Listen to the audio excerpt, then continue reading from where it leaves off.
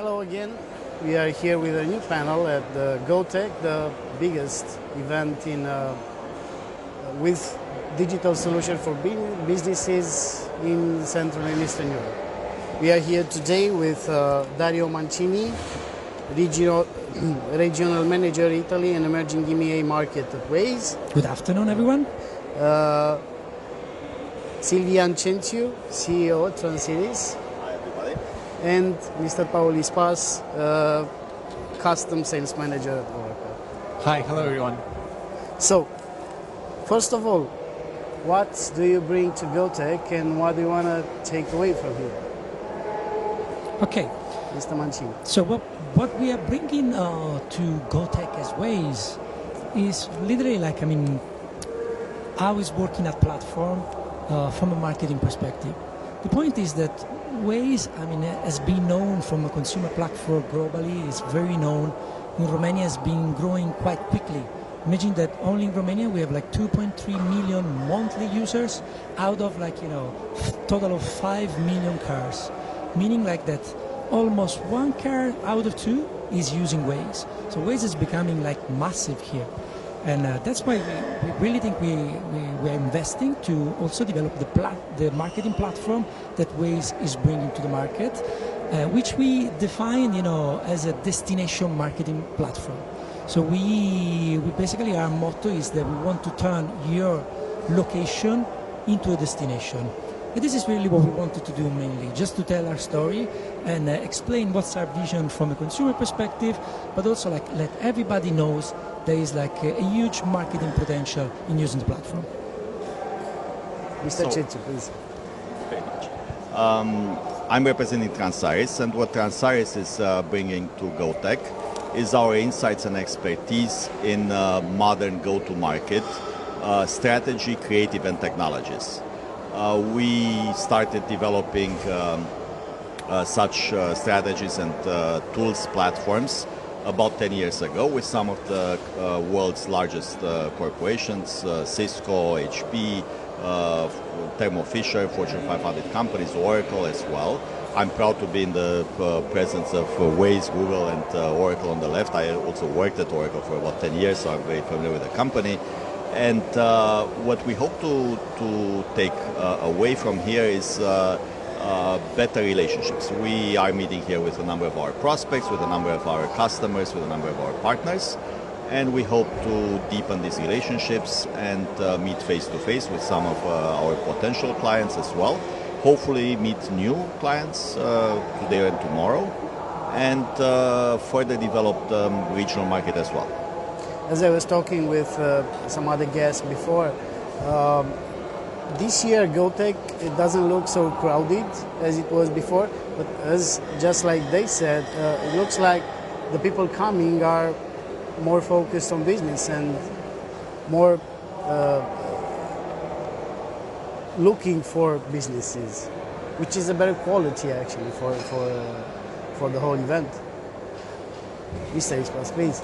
So I think that Oracle is a long-standing participant at the GoTech World, formerly IM World, right? This year we're bringing a workshop which is focused primarily on the experience economy and micro moments, which is a totally new concept that Oracle is promoting with their clients, especially within the clients of customer experience and marketing cloud. It's a way of approaching the interactions of each of Oracle's customers' interaction with their own clients. It's a way of looking at the moments where they make the purchase, the customer journey.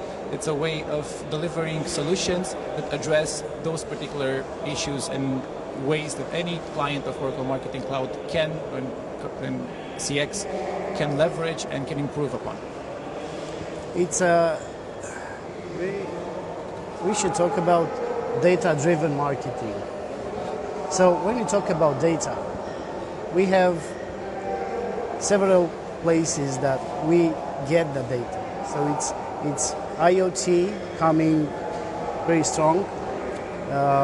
It's the way people interact with all the appliances, with all the software, And it's also what you have in your companies. Which one is the most important? Which one do you use for building a better marketing for the Yeah, this is a great question. I mean, we sit down as a GPS company, of course, on lots of data, like an ocean of data, and we divided them into two big buckets.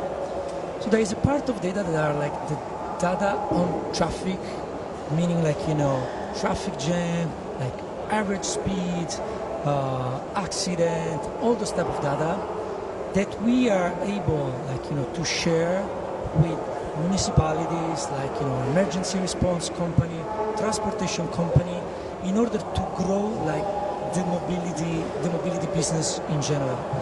We launched last week a program that was born from the ashes of the renowned program from Waze that was named like Connected Citizen Program, which was basically like a program where we exchange freely data exactly with government, municipalities or transportation company, and they were giving us back like program closures, information on street opening and closing, work on the streets, so that people using Waze could have the most updated app. Give an example, I don't know, in Rome, where they were doing like the Grand Prix of electric car. You have like, the circuit in Rome, and through the agency of mobility, we mapped all the closure of the streets so that anybody like using Waze and driving during the event was not finding, their self in front of a closed road, okay? And this is like, a huge part. Now we launch a program that is integrating with Google Cloud, and it's called Waze for Cities, and it's going to be able to store all those data for free, and also to provide like Google Cloud resources, like as BigQuery, to measure and to actually make sense of the data that we're sharing. And this is from the consumer perspective. From the business perspective, I mean, as I was saying before, we're trying to turn ourselves in a destination marketing company. So we're not only, lots of companies are able to tell you where you are. Like, if you're looking at it through your telephone, like Google, Facebook, we look at also other signals, not only where you are, but also like where you're going, the time it takes to get there, and if you're staying in traffic, if you're driving from home or to home, if you are like, driving for a longer distance. So this is giving us, context of behavior of people where like, applying marketing campaigns could be extremely more relevant and more impactful. So this is really our vision on data. Okay, there is a lot of data you are collecting about customers. This is true. Sorry for the long answer. No, it's okay. Mr. Centiu, please. Yeah, where we stand exactly in between the type of data, massive data that we're collecting, and then we're utilizing technologies like Oracle's, which is as a marketing stack, one of the best available in the industry. And we're bringing our experience and know-how and insight into making that work in marketing. The amount of data is available these days is tremendous, like Dario, I think, was saying. However, the majority of people don't know how to use it and how to take it to the advantage of the customers and to their own advantage. That's where we come. We actually make it all work. Just to use a very simple example, we use data in everyday's work. When you talk to your grandma, for example, you're not going to talk to her probably about last night's game, soccer game. When you talk to your buddy that you, let's say, maybe go drinking with, you're not going to talk about knitting or about something similar. Well, that's data where you're using, where you know what the interests of the person that you're talking to, what their interests are, what's their style. Maybe you're going to talk slower to your grandmother than to your buddy. Maybe you're going to use different vocabulary and so on. All that makes it work. Okay? Now, we're taking data from massive sources as well as from inside the companies who are our clients, and utilizing technologies like Oracle's to have them reach to their markets in an efficient and relevant way. So if I'm drinking with a friend and I tell him that tomorrow is my wife's birthday, you're gonna present me with some options for a present. Maybe. You need to be careful in that space, by the way. But anyway, I'm not going to go there. The idea is you know, maybe if you know that your friend maybe has insight to offer in that regard, maybe you're going to talk to him about that. Maybe, let's say, you know that last week it was his wife's birthday, and then he can give you some advice. Look, this is what worked for me. I got this, and it works well, and so on. It solves a problem for you. But again, you're using data, okay? And that data is very valuable. Now, if you're talking to somebody who maybe doesn't care, or maybe it's not your friend, and so on, again, you're using data and you're going to avoid that subject, but maybe there are other subjects that you're going to talk to that person about. So in any case, the idea is all the dialogue, and what we're talking about in marketing is massive communication. Typically a corporation, but also an organization or government, toward a large constituency. And what you want to know is, what you want to do is to be relevant to each and every one of those people. It used to be that in marketing and advertising we had a one-size-fits-all approach. That's no longer the case. People tune out. So what you want to do is to use data to be relevant to that particular person, to advance the communication, to not waste their time and yours, and in the end to provide value that they are paying for you, and you gain revenue. Mr. Ispas, please. Well, when you're talking about data and Oracle, that's pretty much the same thing, right? I mean, Oracle is a data company, and one of the major roles we play within any market is to help people take their data, store it, process it, interpret it, and action it at the end of the day, right? And that's true even for Marketing Cloud. It's true for Customer Experience Cloud. For solutions like, I don't know, responses like Eloquat or like marketing automation solutions, they're all based on data. They're all ways to interpret the data that you have on your customers, potential customers, prospects, so on and so forth. You can do it at any level you want, however tailored you want. Now, to give it a simple example in Internet of Things, because you were mentioning it earlier, there's a nice story that is floating around Oracle right now. It's about a client that we have in Japan that builds tractors and sells primarily to the US. And they're using a CX Unity solution that we have recently built in Oracle. It's a solution that makes people bring together all the sources of interactions with their clients, right? So it streamlines any point of interaction for stuff like, in this particular scenario, if anything should break with a tractor that someone is using in our console, for example, someone from Japan will jump in and talk with the owner of that particular tractor. Hey, I saw that there's a problem with your system. We can use virtual reality to take a look upon it, and I can tell you how to fix it. That's something that Oracle powers. So it's the idea of having data. Internet of Things is actually the refrigerator telling you something. It's data, right? As you put it earlier. What do you do with it? You need to put it somewhere. You need to understand it. You need to interpret it. You need to action upon it. And that's what we try to do as best as we can, and we usually succeed. I think, if I may add a really quick thing, Oracle also has the leading product in data management platforms, namely BlueKai. I think that it's the next big thing, in my opinion, because when we go on with IoT and everything, we're going to have a tremendous amount of data coming in. How do we manage that data? Yeah, we already do, actually. Well, we already do, but it's going to be a lot bigger, I think. And there are two aspects here. One of them, how do we manage the data, but it's more important, what do we do with it? Once we manage it, how do we utilize it? What do we do with it? Again, we have products for that. We have data that's being generated. That's one of the things that we're bringing to GoTech as a company, Transiris, the know-how to actually do what we call valorizing the data, provide value with the data. It's not that easy to address in an interview like this, but that's what we do. And that's something that's very valuable to companies, and it's something that a lot of companies actually struggle with. It's not as simple as it sounds. Yeah, from our perspective, I mean, from our experience sharing data like, with governments and municipalities, etc., we already had few successes, like even in the past, for example, like Brazil is one of our historical region where like the user base of Waze grew quite quickly, and they use Waze like Rio de Janeiro to basically organize the Olympics games in 2016. So based on Waze data, they decided to build like new infrastructure. They've changed the existing infrastructure that they had. They kind of switch a little bit some road closures, etc. So that was really an example on how getting data and making sense of them and having an actual impact on citizen, on what people are doing.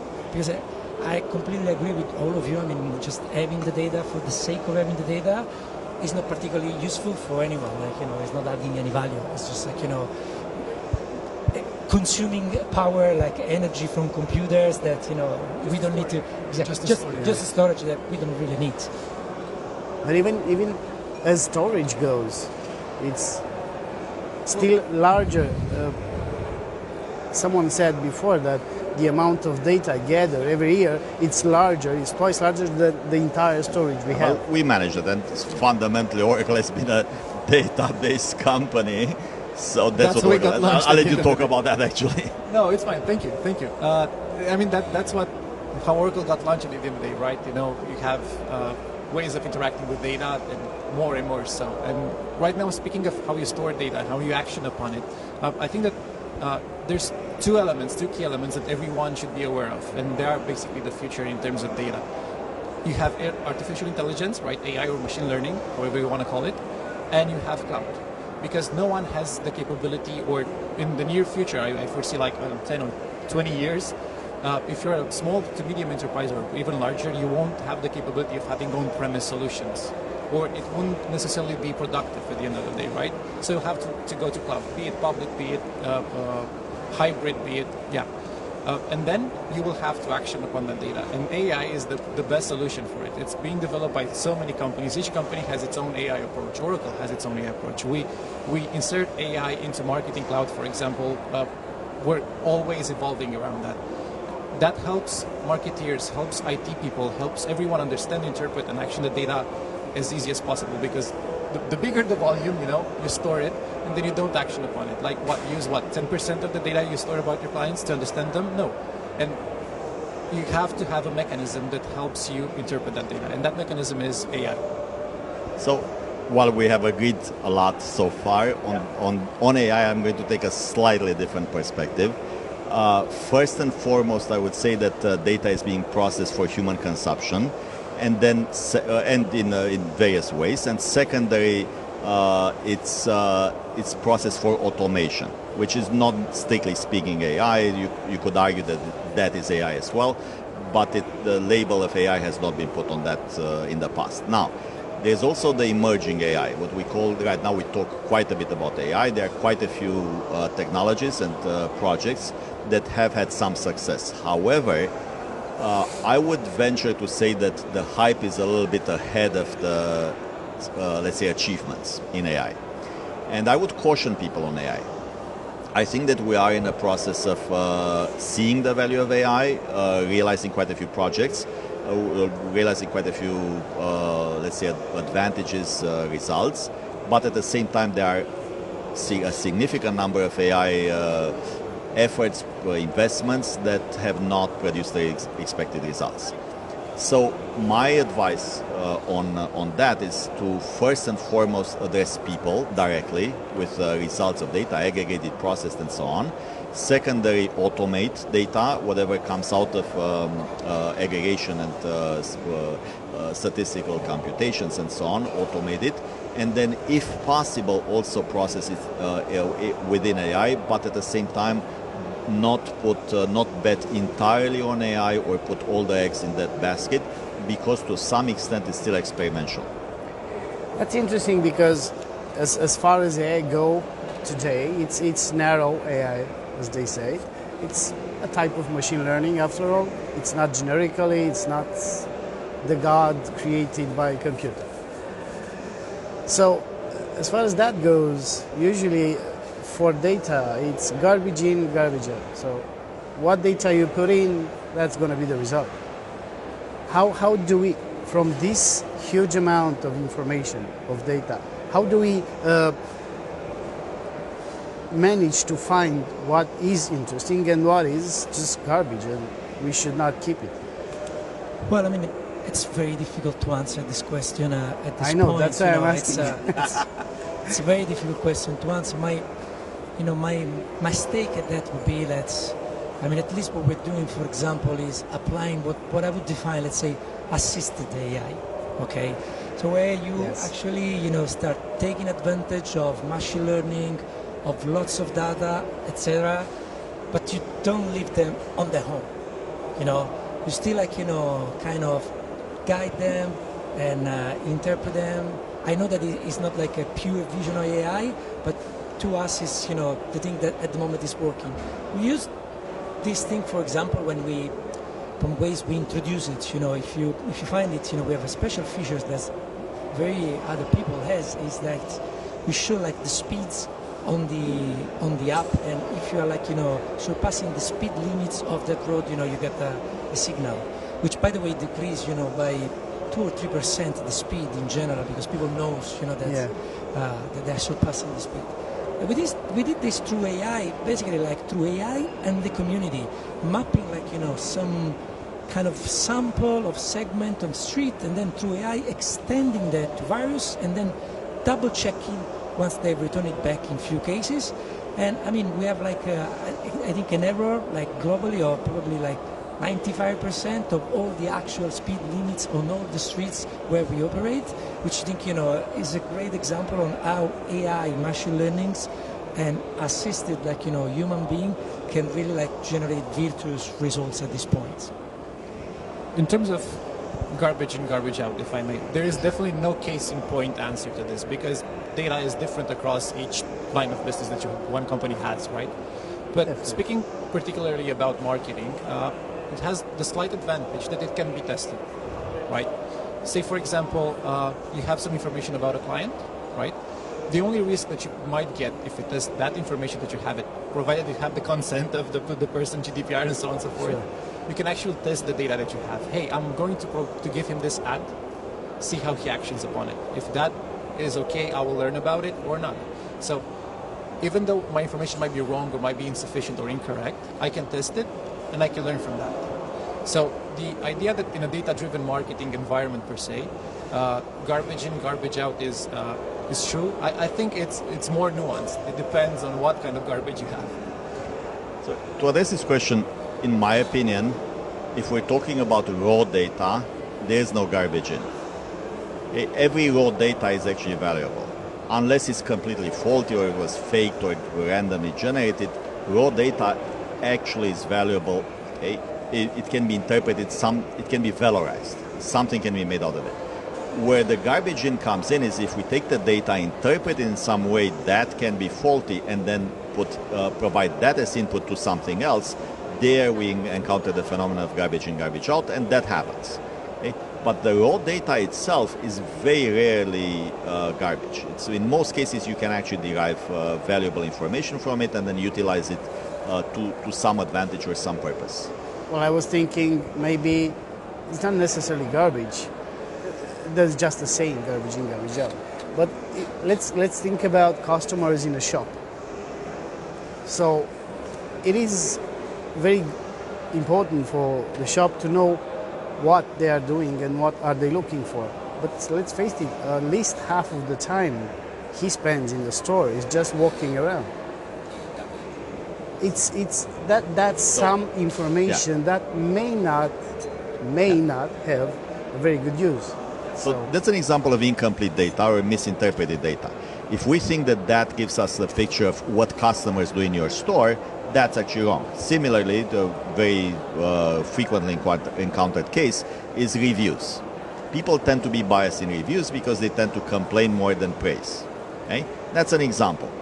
By that token, that data may be faulty, but it's faulty if we interpret it in a certain way. If we think that gives us a picture of exactly what's happening in the market, then the data is faulty. But it's not the data that's faulty, it's our interpretation of the data. If we interpret it and gather, for example, information, going out and doing outreach and factoring in and calculating how many people give positive feedback and how many give negative feedback on average in a neutral case or in a good case and a bad case. We model that and then put weights on that data, and then whenever we encounter a certain type of data, we actually multiply it by the weight. Then that gives us actually an adequate picture of what's happening in the market. But that's exactly what, for example, we bring to the table, is this insight and know-how how to take this data and interpret it in a useful way so that we can feed it and make based decisions on it that actually drive good results and make sense. What is the difference between robot process automation, and AI. Say again, what was AI and what? RPA. RPA? Yeah. Okay. Robotic process automation. Yeah. So that is the automation of a process that you have, I don't know, in a desk, in a front desk. How deep can AI go into that? Since I have a straight line of questions and a straight line of answers, and it's like Cortana series. So, yeah. Do you mind if I take that? No, you okay. take it. Sure. That's not my field. Okay, so. good. So, first of all, fundamentally, RPA and AI are two different things. Okay? RPA is actually a process where you can emulate with a machine what a human does without intelligence. Okay? So, strictly speaking, from that perspective, it's not necessarily an intelligent process. It's just a computer process. It's just like coding something, and that's a program where algorithmically you determine what that program does. Now, RPA has a huge potential to incorporate AI, and I'll use an example for that. Let's assume that you have a shared service center, okay, like a lot of large companies have, where you have 100 people, let's say, processing invoices. And you decide that a lot of the work that these people do is repetitive, and you want to automate it. You can automate it in many ways, one of them being RPA. Now, what you're going to have, let's assume that 50 of those people you actually replace with robots. You don't necessarily displace those people. You have them do some more creative work, working on something else.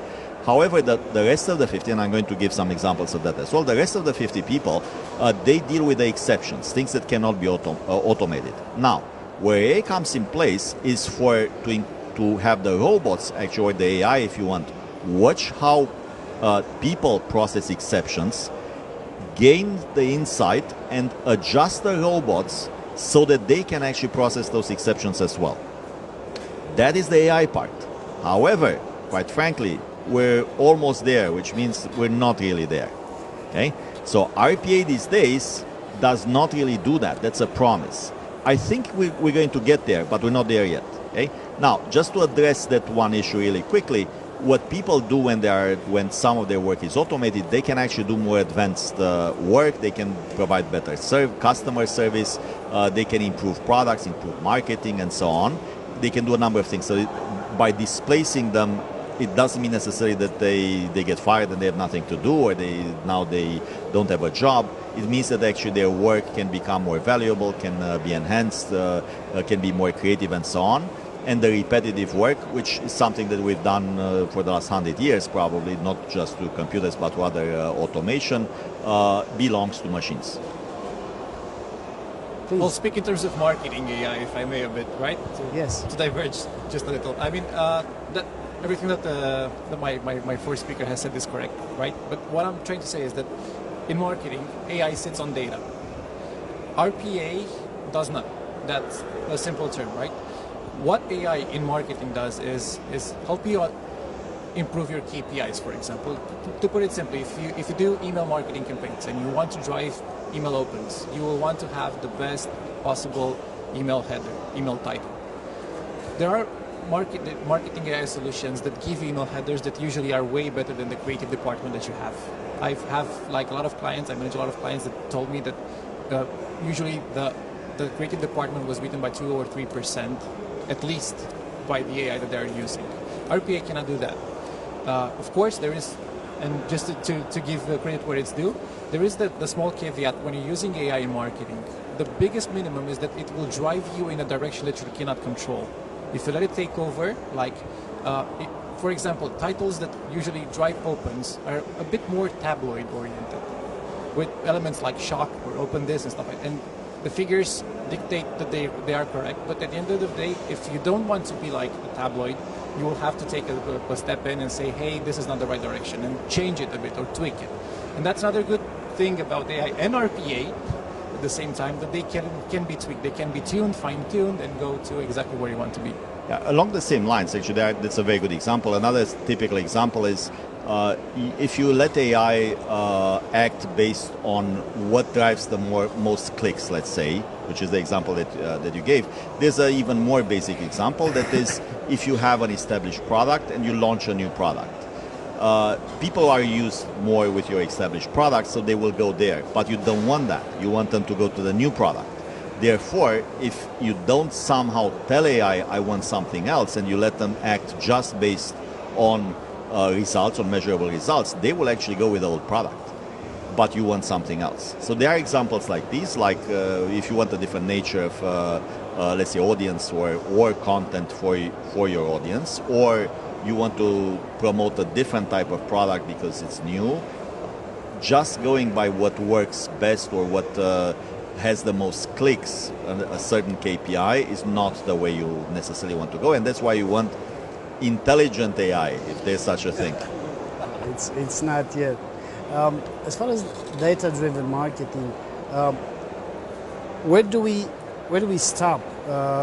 Is there a place where you say, well, we cannot use these personal data anymore because maybe it's too private, maybe it's too intimate, maybe it goes with the car to see the lover and you're not supposed to tell that to everybody, or I don't know, you're not supposed to know that. I mean, as Is there a as you might barrier? imagine, this topic, I mean, it's very dear to all European countries. We have In California now. But there have been serious rules in terms of restriction on data sharing and privacy, which are all legitimate. People have to be honest. People tend to think that somehow we are using their personal data, and that you're able to associate the data to the actual name and surname, which is something that we completely avoid.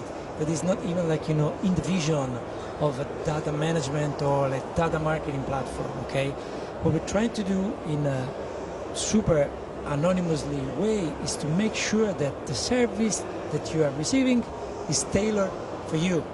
Okay, but it's not associating this service or that service to an actual person. So that you were in the car, I don't know, with cheating on your wife or all those type of things. Okay, so basically, Not that anybody would ever do that, by the way. not exactly. Yeah. So basically, you are categorizing people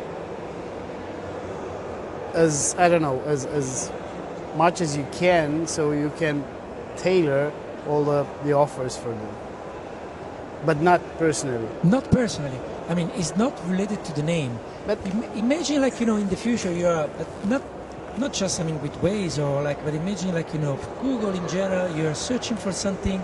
They know your searching behavior. You got the ads that is more relevant for you based on your behavior, and they're just giving you an extra service. They're saving you time, which is the asset that is really important for you. isn't that the biggest change in marketing after all? I mean, Facebook, Netflix, Google. So I would say that Waze is in that regard in a different type of market. If you want, Waze has the luxury of doing that. Most customers actually do need to take it personally, right? To reach out to their audience in a Most personal of the way. people allow everybody to take the data. So it's not a Here's the problem. thing with that. A lot of phenomena in society, we have two sides of the argument. On the one hand, we have some advantages and disadvantages. On the other hand, it's different advantages and disadvantages. In this particular case, we're bombarded with information, and we want some filters. We want information to come to us that we're interested in. We want to come in a way that is tailored for us, that is fit for us. How do we do that? Unless we give up some information about ourselves, we won't be able to do it. Now, how much of that information we want to do and to whom is actually important. We want also to be in control of that, but that's actually difficult to do as well, because we're not interacting with just a few companies or a few entities. We're interacting with a lot of companies, with government, with organizations, and so on. And it's very difficult to control it all. So in the end, it needs to be a give and take. Okay? So I think this is in the market is regulating itself to some extent. There are also laws, regulations, GDPR being one of them. In the end, there will be swings in one direction and in the other.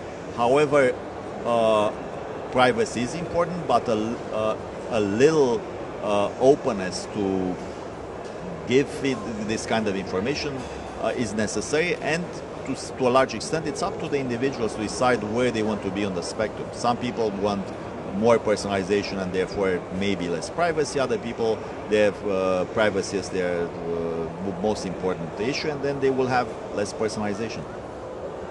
I remember May 2018. I think it was the 25th, right? It was like a day GDPR. marked in infamy. I would say that because of the privacy rules, global privacy rules being all changing, all ever changing, all ever adapting to the new technologies, this is somewhat of a good sign. And why I'm saying this is that we needed to reinstall trust back in marketing. And at least in Europe, I think that that's what GDPR did. It reinstalled trust back in marketing. And when you look at figures like, for example, people being frustrated that their marketing messaging is not consistent across devices. Somewhat like 80% of people have experienced that, or even more so. I think that last year, Ipsos gave that figure. So when you have a legislation like GDPR that protects your data, then you have marketers that are not willing to do the extra step to get your consent, and then you're being frustrated with not getting the same consistent messaging. If you get someone that does that across devices seamlessly with your consent and all that put in place, that is a winning bet, in my opinion. So, yeah, to put it simply, I think that even though privacy is an issue, not necessarily working around it is the solution, but working with it. But I think, was a good point that was discussed is the control. So whatever, we decide or whatever we think, whatever regulation thing, the main issue is to give the individual the control on the information that available about him or her. Because in that way, then is the person giving the consent on either utilize it or not the data, so you have all the rights to be aware of what people or our or your data use. Why, there have been all of these scandals around data, for example, like, the Facebook Analytica, just because there was no transparency around that, because what is happening that some data somehow circulating without people knowing, and that's definitely something that in the present and in the future we would definitely like to avoid. Yeah, and there's one aspect with control. We want to give people control, we also want to give them value. A reason to give us more trust. So one with trust, it's the essential. The fact that we're not going to abuse their information. But there's one other thing. That we have a reason to have the data. That we're going to tailor our communication. If we just ask for people's addresses so that we can bombard them with nonsensical ads or offers, they will say no. I don't want to give anything. But if you use that information to provide, like for example, like Waze does, with very important data that they can use, they can see the value of it. Okay, then they say, fine, for this I'm going to give up a little bit of my privacy. Just one quick question: when people allow some social service or anybody to collect the data, are they still in control of their data? Because, well, we say yes, normally they are still in control. GDPR says they are in control. If I say delete my account, you should delete it. But are they still? Because after all, Facebook is living on that data. And it's a little debatable, but it's a matter of trust. It's a matter of trust, and right now we're in a situation where these technologies are relatively new. I would say 10, 20 years the most. So these processes are still being built within companies. They are evolving. In the end, as I said, partially it's trust, partially people. If people see value, there's a reason why I would tell you, for example, let's say my gender. Maybe that's not that secret, okay? But still, some people don't want to disclose that, or age or anything else. But if they know that that actually is for, it brings them an advantage, maybe they will. In the end, it's a combination of trust and value, I think, that will make people feel comfortable. And also, obviously, companies need to behave and ensure that they can be trusted. Okay, very short, Mr. Mancini. Well, yes or no? I don't know. No, I'm in a very similar position. The thing is that, when you give your consent, you give your consent to something. If that something means that the company, Facebook, Google, whatever, is using those data, you're doing the consent, you have to be aware for that. So it's not that things, again, I think we're back to transparency. I think Google has a portal where you can actually check Google My Account and check in all the information that are available, for you, and you can, decide it and see, the level of information. So privacy is very important.